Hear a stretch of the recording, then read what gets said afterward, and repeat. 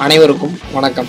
Welcome to mechanical engineering Tamil. இன்னைக்கு நம்ம எதை பற்றி பார்க்க போகிறோம் அப்படின்னு பார்த்தீங்கன்னா, செல்ஃப் ஸ்டார்ட்னா என்ன, கிக்கர் ஸ்டார்ட்னா என்ன, இதுக்கு ரெண்டுத்துக்குள்ள வேறுபாடு, இது ரெண்டும் எப்படி ஒர்க் ஆகுது, அதை பற்றி தான் இந்த வீடியோவில் பார்க்க போகிறோம். உங்களுக்கு இதை பற்றி தெரிஞ்சுக்கணுமா? வாங்க பார்க்கலாம். ஃபஸ்ட்டு நம்ம கிக் ஸ்டார்ட்டரை பற்றி பார்ப்போம். கிக் ஸ்டார்ட்னா என்ன அப்படின்னு பார்த்தீங்கன்னா, வண்டியில் கிக் பண்ணி ஸ்டார்ட் பண்ணோம் பார்த்தீங்களா, நம்ம காலால் ஒத்தி ஸ்டார்ட் பண்ணுவோம் பார்த்தீங்களா, அதான் வந்து கிக் ஸ்டார்டர். இப்போ தான் வந்து செல்ஃப்லாம் வந்துருச்சு. முன்னாலாம் வந்து கிக் ஸ்டார்டர் வச்சு தான் வந்து வண்டியை ஸ்டார்ட் பண்ணுவாங்க. அது எப்படி கிக் ஸ்டார்டர் மூலியமாக ஸ்டார்ட் பண்ணுறாங்க அப்படின்றத வாங்க பார்க்கலாம். கிக் ஸ்டார்ட்டில் ஃபஸ்ட்டு இதை பற்றி பார்க்கணும் அப்படின்னு பார்த்தீங்கன்னா, ஃபஸ்ட்டு டிவிஎஸ் 50லேருந்து பார்க்கலாம். டிவிஎஸ் 50ல் ஃபஸ்ட்டு கிக் ஸ்டார்டர் கிடையாது, முன்னாடி பெடல் பண்ணி ஸ்டார்ட் பண்ணுவாங்க. அந்த பெடல் பண்ணுறது டிவிஎஸ் 50ல் பார்த்தீங்கன்னா, அது பெடல் பண்ணிகிட்டே இருப்பாங்க, டக்குன்னு வந்து இன்ஜின் ஸ்டார்ட் ஆகும். ஃபஸ்ட்டு இதை பற்றி தெரிஞ்சுக்கிட்டாலே கிக் பண்ணி எப்படி ஸ்டார்ட் பண்ணுறாங்க அப்படின்றத புரிஞ்சுக்க ஈஸியாக இருக்கும். டிவிஎஸ் 50ல் 2 ஸ்ட்ரோக் இன்ஜின் தான் இருக்கும். அந்த 2 ஸ்ட்ரோக் இன்ஜினை பற்றி பேசிக்காக வாங்க பார்க்கலாம். இதை பற்றி பிரீஃபாக தெரிஞ்சுக்கணும்னா நம்ம சேனல்லேயே அந்த வீடியோ இருக்குது, அதை நீங்கள் சர்ச் பண்ணி பார்த்து தெரிஞ்சுக்கோங்க. இப்போதைக்கு பேசிக்காக பார்க்கலாம். இதுதான் வந்து 2 ஸ்ட்ரோக் இன்ஜின். இதில் இருக்க பார்ட்ஸ்லாம் என்னென்ன அப்படின்றத பார்க்கலாம். Crank shaft, connecting rod, piston, inlet மற்றும் எக்ஸாஸ்ட், அப்புறம் ஸ்பார்க் பிளக். இதான் வந்து இதில் இருக்க பார்ட்ஸு. இதில் ஒர்க்கிங் எப்படின்றத வாங்க பார்க்கலாம். இந்த க்ரீன் கலர் ஏரமாக இருக்குது பார்த்தீங்களா, ரைட் சைடில், இதெல்லாம் வந்து ஃபியூல் வந்து உள்ளே வரும். இதுதான் இன்டேக். இப்போ ஃபியூல் உள்ளே வரும்போது எப்படி உள்ளே வரும் அப்படின்னு பார்த்தீங்கன்னா, பிஸ்டன் மேலே போகும்போது கீழே வந்து செக்ஷன் இருக்கும். அந்த செக்ஷனில் வந்து ஃபியூல் வந்து உள்ளே வரும். உள்ளே வந்ததுக்கப்புறம் பிஸ்டன் திருப்பி வந்து கிராங்க் ஷாஃப்ட் ரொட்டேஷனுக்கு அப்புறம் பிஸ்டன் கீழே வரும். கீழே வரும்போது லெஃப்ட் சைடில் உங்களுக்கு ஒரு கேப் பார்த்தீங்கன்னா, க்ரீன் கலர் ஏரோ மார்க் போது பாருங்கள். அந்த ஏரோ மார்க்கில் வந்து திருப்பி ஃபியூல் வந்து கீழே இருக்க ஃபியூல் வந்து மேலே போகும். மேலே போகும்போது திருப்பி கிராங்க் ஷாஃப்டோட ரொட்டேஷன் வரும்போது பிஸ்டன் மேலே போகும். திருப்பி மேலே போகும்போது அங்கே ஃபியூலை தள்ளிட்டு மேலே போகும்போது மேலே ஸ்பார்க் பிளக் மூலிமா ஃபயர் ஆகும். ஃபயர் ஆகிட்டு திருப்பி வந்து கிராங்க் ஷாஃப்ட் ரொட்டேஷன் மூலிமா பிஸ்டன் கீழே வரும். கீழே வரும்போது அந்த எக்ஸாஸ்ட் போட்டுருக்கு பார்த்தீங்களா, அது வழியாக வந்து அந்த புகை வந்து வெளியே போயிடும். இப்படி தான் வந்து 2 ஸ்ட்ரோக் இன்ஜின் ஒர்க் ஆகும். இது வந்து எப்படி ஸ்டார்ட் பண்ணுவாங்க அப்படின்னு பார்த்தீங்கன்னா, அந்த கிராங்க் ஷாஃப்ட் இருக்குது பார்த்தீங்களா, அங்கே தான் வந்து அந்த பெடலை வந்து கனெக்ட் பண்ணியிருப்பாங்க. அந்த பெடலை வந்து மிதிக்கும் போது அந்த கிராங்க் ஷாஃப்ட் வந்து சுத்த ஆரம்பிக்குது. எப்படின்னா, நம்மளே தான் அந்த பெடல் பண்ணி அந்த கிராங்க் ஷாஃப்ட்டை சுற்றி விடுறோம். அப்படி சுற்றி விடும் போது தான் வந்து அந்த 2 ஸ்ட்ரோக்கும் நடக்க ஆரம்பிக்கும். அந்த ஒரு சைக்கிள் நடந்து அந்த எக்ஸாஸ்ட் வழியாக புகை போனதுக்கப்புறம் இன்ஜின் வந்து ஸ்டார்ட் ஆக ஆரம்பிக்கும். இப்படி தான் வந்து பெடல் பண்ணுறது மூலிமா வந்து 2 ஸ்ட்ரோக் இன்ஜின் வந்து ஸ்டார்ட் ஆகுது. சில டிவிஎஸ் 50ல் வந்து நிறைய தடவை பெடல் பண்ணுறது மூலிமா மட்டும்தான் வந்து இன்ஜின் ஸ்டார்ட் ஆகும். ஏன்னா வந்து இன்ஜின் வந்து அப்போ தான் வந்து ஹீட் ஆகும், அதுக்கப்புறம் தான் வந்து இன்ஜினை வந்து பிக்கப் ஆகும். நீங்கள் யோசிக்கலாம், நம்ம டிவிஎஸ் 50யை பெடல் பண்ணுறது மூலிமா தான் இன்ஜினை ஸ்டார்ட் பண்ணுறோம். நம்ம பெடல் பண்ணும்போது ஸ்டார்ட் ஆச்சுன்னா நம்ம இன்ஜின் ஸ்டார்ட் ஆனது அந்த பெடல் தான் சுற்றணும், ஏன் நான் ஸ்டாப் ஆகி நின்றுது அப்படின்னு யோசிக்கலாம். ஏன் அப்படின்னு பார்த்தீங்கன்னா, கிராங்க் ஷாஃப்ட்லேருந்து ஒரு கியர் இருக்கும், திருப்பி நம்ம பெடல் பண்ணுறோம் பார்த்தீங்களா, அதுலேயே ஒரு கியர் இருக்கும். அந்த 2 கியர் தான் மெஷ் ஆகிருக்கும். அந்த கியர் வந்து நம்ம பெடலை வந்து ஃபார்வர்டாக வந்து பெடல் பண்ணும்போது மட்டும்தான் அந்த கியர் வந்து மெஷ் ஆகும். அந்த இன்ஜின் ஸ்டார்ட் ஆனோடனே அந்த கியர் வந்து விலகிடும். அப்போ வந்து நம்மளுக்கு வந்து அந்த பெடல் வந்து சுத்தாது.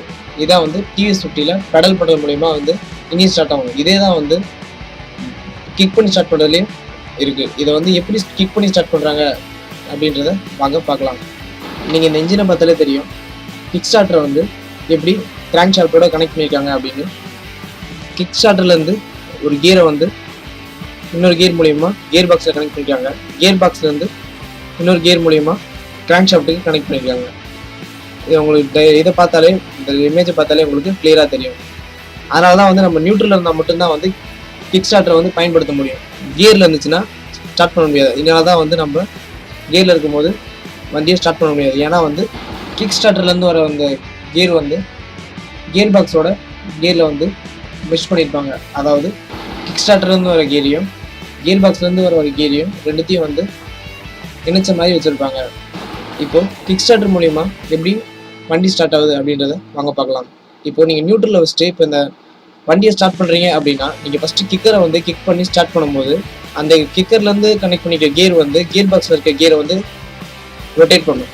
அந்த கியர் பாக்ஸில் இருக்க கியர் வந்து கிராங்க் ஷாஃப்ட்டில் இருக்க கியரை வந்து ரொட்டேட் பண்ணும். அப்படி ரொட்டேட் பண்ணும்போது கிராங்க் ஷாஃப்ட்டில் அந்த 2 ஸ்ட்ரோக் இன்ஜின் நடந்த ஒர்க்கே தான் இங்கேயும் நடக்கும். ஆனால் இது வந்து 4 ஸ்ட்ரோக் இன்ஜின். நம்ம யூஸ் பண்ணுறதுலாம் வந்து 4 ஸ்ட்ரோக் இன்ஜின். இந்த 4 ஸ்ட்ரோக் இன்ஜின்லையும் அதே தான் ஒர்க் நடக்கும். அந்த 4 ஸ்ட்ரோக்ஸும் முடிஞ்சு, அதாவது இன்டேக், கம்பஷன், எக்ஸாஸ்ட், இந்த 4 ஸ்ட்ரோக்ஸும் முடிஞ்சு அந்த எக்ஸாஸ்ட் வழியாக வந்து புகை போகும்போது ஒரு சைக்கிள் முடிஞ்சோடனே இன்ஜின் வந்து ஸ்டார்ட் ஆகிடும். சில பேர் வந்து நைட்டு வந்து வண்டியை ஸ்டார்ட் பண்ணியிருப்பாங்க, திருப்பி வந்து காலில் வந்து கிக் பண்ணி ஸ்டார்ட் பண்ணியிருப்பாங்க, வண்டி வந்து ஸ்டார்ட் ஆகாது. ஒரு குறிப்பிட்ட தடவை வந்து கிக் பண்ணதுக்கப்புறம் தான் வந்து அந்த கிக்கர் ஸ்டார்டர் வந்து கிக் பண்ணதுக்கப்புறம் தான் வந்து வண்டி வந்து ஸ்டார்ட் ஆகும். ஏன் அப்படின்னு பார்த்தீங்கன்னா, அந்த வண்டியில் வந்து இன்ஜினை வந்து ஹீட் ஃபார்ம் ஆகிருக்காது. நீங்கள் இப்போ கிக் பண்ண தான் வந்து இன்ஜின் வந்து ஹீட் ஆகி டக்குன்னு வந்து பிக்கப் ஆரம்பிக்கும். அதனால தான் வந்து நீங்கள் வந்து நிறைய தடவை வந்து கிக் பண்ணுற மாதிரி இருக்கும். இப்படி தான் வந்து கிக்கர் ஸ்டார்ட் மூலயமா பைக்கை வந்து ஸ்டார்ட் பண்ணுறாங்க. அடுத்து செல்ஃப் ஸ்டார்ட் மூலயமா எப்படி வந்து பைக்கை ஸ்டார்ட் பண்ணுறாங்க அப்படின்றத வாங்க பார்க்கலாம். செல்ஃப் ஸ்டார்டர்னா ஒன்றும் இல்லைங்க. இப்போ வந்து நம்ம கிக் ஸ்டார்டர் மூலயமா கிக் பண்ணி வண்டி ஸ்டார்ட் பண்ணுறோம்ல, அது பதிலாக வந்து இங்கே வந்து ஒரு செல்ஃப் ஸ்டார்டர் மோட்டர் மூலியமாக ஸ்டார்ட் பண்ணுவாங்க. அந்த மோட்டருக்கு வந்து பேட்டரி மூலியமாக வந்து சப்ளை போகும். அந்த சப்ளை மூலியமாக அந்த மோட்டர் வந்து ரன் ஆகும். அந்த மோட்டர் ரன் ஆகிறது மூலிமா அந்த கிராங்க் ஷாஃப்ட் வந்து அந்த சைக்கிள் சுற்றி அதே வந்து பிக்கப் ஆகி வண்டி ஸ்டார்ட் ஆக ஆரம்பிக்கும். இதுதான் வந்து செல்ஃப் ஸ்டார்டரோட ஒர்க்கிங். இந்த செல்ஃப் ஸ்டார்டர் வந்து மோட்டர் வந்து எங்கே வந்து ஃபிக்ஸ் பண்ணியிருப்பாங்க அப்படின்னு பார்த்தீங்கன்னா, இப்போ வந்து நம்ம வண்டியோட ரைட் சைடில் வந்து கிக் ஸ்டார்டர் இருந்துச்சுன்னா லெஃப்ட் சைடில் வந்து இந்த செல்ஃப் ஸ்டார்டர் மோட்டரை வந்து ஃபிக்ஸ் பண்ணியிருப்பாங்க. இப்போ நீங்கள் வந்து ரைட் ஹேண்ட் சைடில் வந்து நீங்கள் அந்த ஒரு பட்டனை ப்ரெஸ் பண்ணுறது மூலிமா அந்த மோட்டருக்கு வந்து சப்ளை வந்து அந்த மோட்டர் ரன் ஆகி நம்ம இன்ஜினை வந்து ஸ்டார்ட் பண்ணி கொடுக்கும். இதான் வந்து செல்ஃப் ஸ்டார்டர் மோட்டரோட ஒர்க்கிங்.